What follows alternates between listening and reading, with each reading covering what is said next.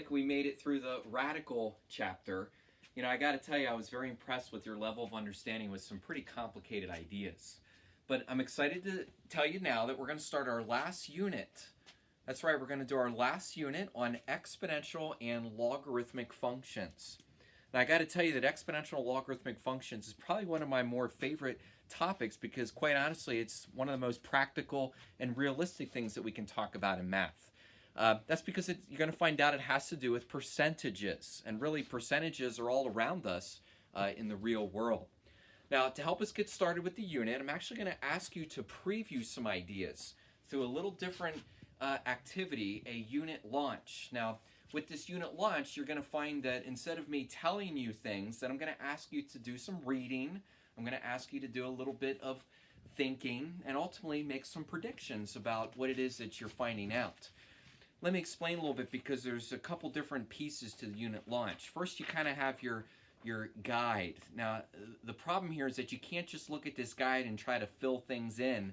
Instead, what you have to do is you have to then take these individual resource pages. Now, each one of these resource pages is going to walk you through different ideas. Some of them you're going to read about, some of them you're going to watch a little video, and then as you're watching and reading, I'm going to ask you to respond to them on the guide.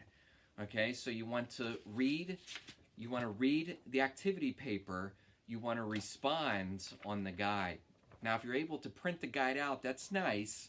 But if you can't print it out, just kind of organize it a little bit like the digital copy so that you can also work through this unit launch. Let's make sure everybody gets started at the same place with this unit launch. If you look at your activity paper, it says that today you're going to have an opportunity to explore some new concepts related to exponential change.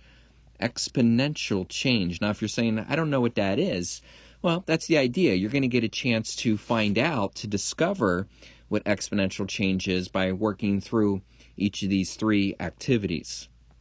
Now, the first one here has to do with the bouncing ball. And remember, the first thing you want to do is you want to take out the actual investigation paper. You want to do some reading. In fact, there's a big idea. There's something I want you to consider, even a question to try to answer before you watch the video. Now, you can answer that question on the activity paper right here. And then it's time to take a look at the video. Now, you'll have to type in the tiny URL and make sure that you pause it as prescribed. Now, after watching the video, you should feel like you were able to fill in some information into this data table. And then it's time to think about some change. Now, typically, students have the most amount of question with this. So let me just explain. There's two types of change that you're coming up with. There's an amount change. And that amount change comes from a simple subtraction. But then there's going to be a percent change. Now, if you look carefully, the percent change is going to require division and subtraction. And I've given you an example of that in this first step. So look at it carefully. I've even given you a second example down here. I just want you to try to repeat it a few more times to fill in the rest of these values. Now, ultimately, you're trying to notice something from this change table. And that's what I want you to describe in the conclusion section.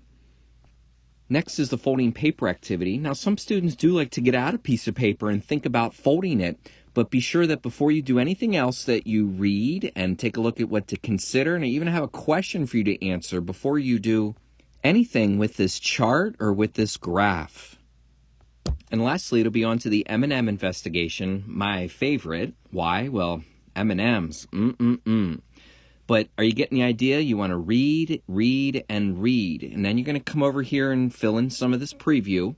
And then you're going to be able to fill in the chart and make your graph. Now, the important thing is don't watch the video until you have already made the graph, because once you watch the video, then you're going to make a couple more conclusions about your graph and about this entire problem. So remember, the point behind this entire activity is just to get you to preview and discover a couple ideas before I go in a little more detail with you regarding them as we start walking through this unit.